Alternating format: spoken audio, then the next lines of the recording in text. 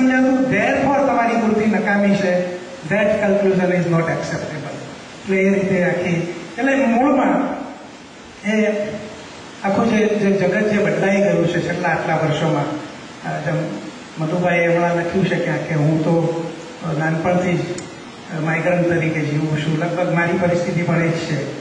ત્રીજા ધોરણથી મા બાપ મને પેલા ટ્રાઇબલ વિસ્તારમાં લઈ ગયા અને હું ત્યાં જાઉં અને ટ્રાઇબલ સ્કૂલમાં એક બાજુ શિક્ષક ખાટલા પર બેસીને 16 વર્ષની છોકરી સાથે પ્રેમ કરતો હોય અને હું બધા છોકરાઓને ભણાવતો હોઉં, તાળીની બાટલી લઈને આવતો હોય, સાંજે નીકળું ત્યારે બધા લોકો તાળી લઈને બેઠા હોય, લોકો મારી પાછળ દોડે તાળી પીવડાવવા.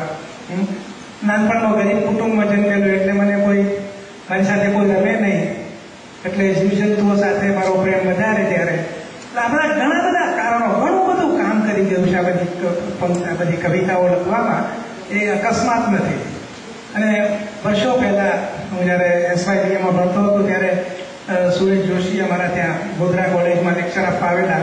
એમણે પિરાંદિલોની વાત કરતા કહ્યું કે પિરાંદિલો જ્યારે પહેલી વાર એમના ગુરુ પાસે ગયા તો ગુરુ એમ કહ્યું કે એક એવું કલ્પન લખી લાવ જે વાંચતાની સાથે જ મને ચિતરી ચડે. એટલે 6-7 મહિના પછી પિરાંદિલો એક વાક્ય લખ્યું અને કહ્યું કે એ માણસના નાકમાંથી મરી ગયેલી માખીના પગ જેવા વાળ બહાર લટકતા હતા. તો એ વાક્ય મને બહુ અડકી ગયું. ત્યારથી મારે ઇમેજ ફોર્મેશન શરૂ થયું.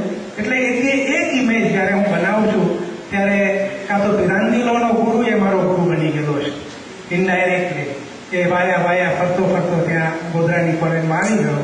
એટલે અત્યારે જ્યારે હું કલ્પનો કરું છું, જેમ કે હરીશની કવિતાનો ઉલ્લેખ કર્યો તો હરીશને મેં કાગળ લખ્યો છે નાનકડો, જે હવે પ્રગટ થવાનો છે તકમાં, અને એ કાગળ પાછું કવિતાના રૂપમાં છે. અને મેં એમાં લખ્યું છે કે ભાઈ તું જ્યારે કબીરે તને આમ ગુજરાતી ભાષાના કાના વડે માર્યો, હોકો પિતા ત્યારે તને ખબર છે હું ત્યાં હતો? એ હોકો તો મેં ભરી આપેલો અને કબીરને. અને કઈ રીતે ભરી આપેલો? કબીર કહે છે મને કે બાપુ તારા બાપાને ભરી આપતો હતો ને એવો હોકો ભરી આપે. એટલે પછી મેં શું કર્યું તો કે બાવળની બહાર જઈને હુકાનું પાણી ભર્યું. તો એ આખા જે આ ઇમેજીસ આવતી જાય છે એ રીતે એનું જે ફોર્મેશન થાય છે એના પાયામાં આ પિરાંદિલોના ગુરુ પડેલા છે. અને બીજી વાત થોડી 1-2 મિનિટમાં કે પહેલી વાર જ્યારે હું રેડિયો પર કવિતા વાંચવા ગયો તો મેં કાગળ લખ્યો ઘરે મારા મા બાપને કે હું આકાશવાણી અમદાવાદ વડોદરા પર રાત્રે 8 વાગે આવવાનો છું, તો એ મને સાંભળજો. પછી 10-15 દિવસ પછી હું ઘરે ગયો અને મેં કહ્યું કે તમે સાંભળ્યો મને? તો કે ના, એ તો કાર્યક્રમ પૂરો થઈ ગયો પછી જ કોઈ કે કાગળ વાંચો. કારણ કે એ લોકો નિરક્ષર છે એટલે એ વાંચી શકે એમ નતા. કોઈ અડોશ-પડોશવાળું વાંચી આપે તો વાંચે ને. પછી મેં કહ્યું કઈ વાંધો નહીં, હું તમને થોડી કવિતા વાંચી બતાવું. એટલે મેં વાંચી બતાવી. પછી મારા બાપુજી કહે છે કે ખરું ગોઠવી કાઢી હો, અને મને એ ગમી ગયું. અને હું હજી માનું છું કે આ કવિતા એક ગોઠવણી છે, કલ્પનોની ગોઠવણી છે, બધાની ગોઠવણી છે. પણ એ ગોઠવણી એ રીતે કરવાની હશે કે એમાંથી અમુક પ્રકારનો માનવતાવાદ એ ઊભો થવો જોઈએ. એ માનવતાના બળથી ગોઠવણી એ હોલ બનતી હોય છે, એના બળથી એ બધા શબ્દો જોડાતા હોય છે. કાવ્યશાસ્ત્ર મારો પછીનો વિષય છે, પહેલો નથી. મને માણસ જાત સાથેનો મારો સંબંધ જે છે એ મહત્વનો છે. એટલે હું માનું છું કે હવે ઘટનાનું તિરોધાન કે એ પ્રકારની જે રૂપરચનાવાદની જે વાતો હતી એ કંઈ બહુ અર્થવાળી રહી નથી. સુરેશભાઈ ગયા, રૂપરચનાવાદ ગયો, અને આપણી વાસ્તવિકતા પણ બદલાઈ ગઈ છે. એ જ રીતે હું એમ પણ માનું છું કે આપણા સમાજમાં જે કંઈ બને છે એનું આપણે અનુકરણ કરવું જોઈએ. કે અનુકરણના સાધનો પણ ઉઠા થઈ ગયા, એ પણ ચાલે એવા નથી. અને એમ હોવાથી એટલે આપણે એવા સમયમાં જીવીએ છીએ કે એની જે કાળી બાજુ છે જે મેં બ્રીફલી બતાવી હમણાં, એ કાળી બાજુ ન તો રૂપરચનાવાદના હાથમાં આવે છે ન તો વાસ્તવવાદના હાથમાં આવે છે. ત્યારે ત્રીજા જ પ્રકારના સાહિત્યની જરૂર ઊભી થાય છે. અને એ ત્રીજા પ્રકારનું સાહિત્ય છે સાક્ષી ભાવનું સાહિત્ય. સાક્ષી એટલે વિટનેસનું લિટરેચર, જુબાનીનું સાહિત્ય. એટલે હું મારા સર્જનો દ્વારા હકીકતમાં તો આપણે જે જમાનામાં જીવીએ છીએ એ સમયમાં સત્યના બચાવ પક્ષે આપવામાં આવેલી એક જુબાની માત્ર છે, એમાં બીજું કાંઈ જ નથી. હું એક જુબાની આપું છું, હું સત્યના પડખે જુબાની આપી રહ્યો છું. અને એ જુવાનીને પ્રમાણિત કરવા બદલ ફરી એકવાર Gardi research institute for diaspora સ્ટડીઝનો ડાયસ્પોરા લેખાન એવોર્ડ પસંદગી સમિતિનો ફ્રેન્ડ્સ ઓફ ફિલાડેલ્ફિયાનો અને તમારા બધાનો સર્વનો ખૂબ ખૂબ આભાર.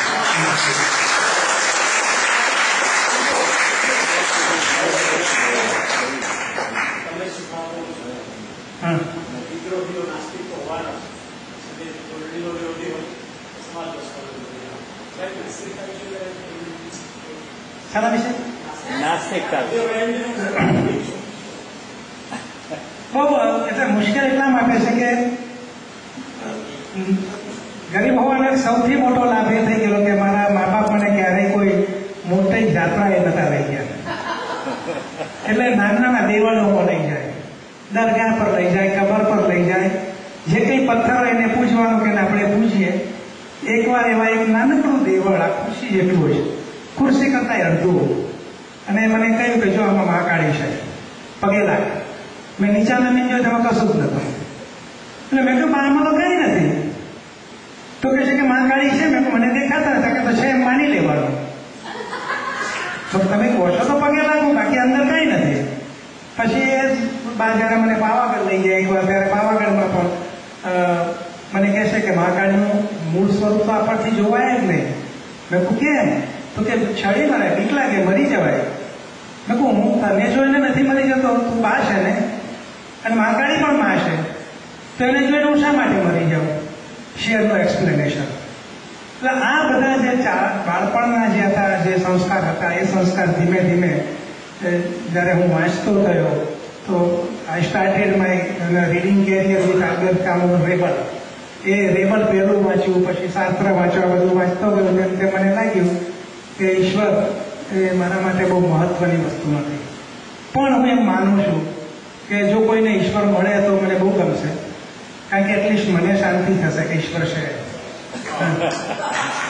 પણ હોય કે ના હોય, હવે હું એ પરિસ્થિતિમાં આવી ગયો છું, હોય કે ના હોય મને કોઈ જ ફરક પડતો નથી.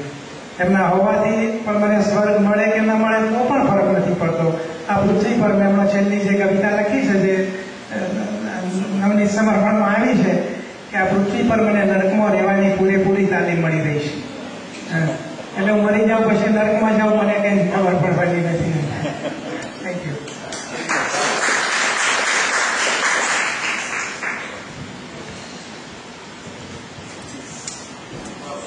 બે ફૂટ બરફ પડ્યો ને ત્યારે બાજુવાળી ચાઇનીઝ છોકરી બાબુભાઈએ લગભગ 10 મણ બરફ ઊંચો કર્યો એટલે તરત અહીંયા આવીને ગાડી મૂકી દીધી. એ રાત્રે બાબુભાઈ દેખું તો હું નરકમાં રહી શકીશ. હવે જેમ બાબુભાઈ નાસ્તિક છે ને, એમ બાબુભાઈના એક નાસ્તિક મિત્ર સુઘોષ મજમુદાર અહીંયા આવી અને બાબુભાઈનું ફૂલથી કરશે, કારણ કે બાબુભાઈનો એક બહુ મોટો જહાજ છે અને સુઘોષ મજમુદાર આપણા બધા તરફથી બાબુભાઈનું અભિવાદન કરશે.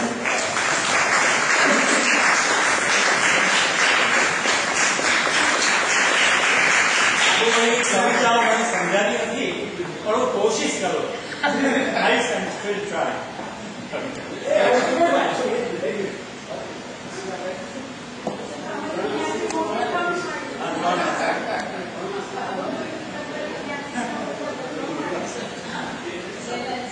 હવે આપણા ફિલાડેલ્ફિયાના એક બહુ માનીતા અને સરસ નવલકથાકાર ડૉક્ટર નિલેશ રાણાને હું વિનંતી કરીશ કે કાર્યક્રમની સમાપ્તિ આપણા તરફથી કરે.